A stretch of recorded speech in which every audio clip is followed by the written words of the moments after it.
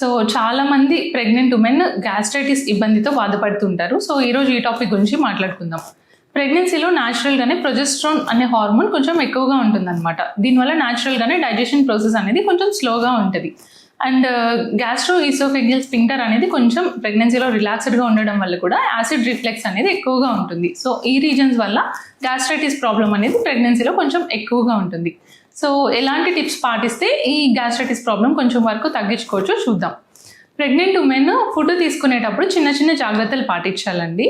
So ఒకేసారి హెవీగా తినడం కాకుండా కొంచెం కొంచెం స్మాల్ ఫ్రీక్వెంట్ మీల్స్ అంటాం, కొంచెం కొంచెం ఎక్కువ సార్లు తినాలన్నమాట. సో స్మాల్ పోర్షన్స్లో మీ మీల్స్ని ఒక 3 మీల్స్ని ఒక 4 to 6 మీల్స్ కింద డివైడ్ చేసుకుని తినండి. అండ్ తిన్న వెంటనే చాలామంది ఏంటంటే పడుకుని పోతారు వెంటనే. సో ఇలా చేయడం వల్ల కూడా మనకి గ్యాస్ట్రిక్ రిఫ్లెక్స్ అనేది ఎక్కువ ఉంటుందన్నమాట. సో తిన్న వెంటనే పడుకోకుండా అట్లీస్ట్ ఒక 25 to 30 minutes కూర్చొని కానీ మైల్డ్ వాకింగ్ కానీ చేసుకోవడం ద్వారా కూడా గ్యాస్ట్రైటిస్ అనేది తగ్గించుకోవచ్చు. అండ్ చాలామంది ఏంటంటే ప్రెగ్నెన్సీలో కూడా నార్మల్గా ఎంత స్పైసీగా తింటారో అట్లనే తీసుకుంటుంటారు. సో ప్రెగ్నెన్సీలో కొంచెం లెస్ స్పైసీగా తీసుకోవాలండి ఫుడ్.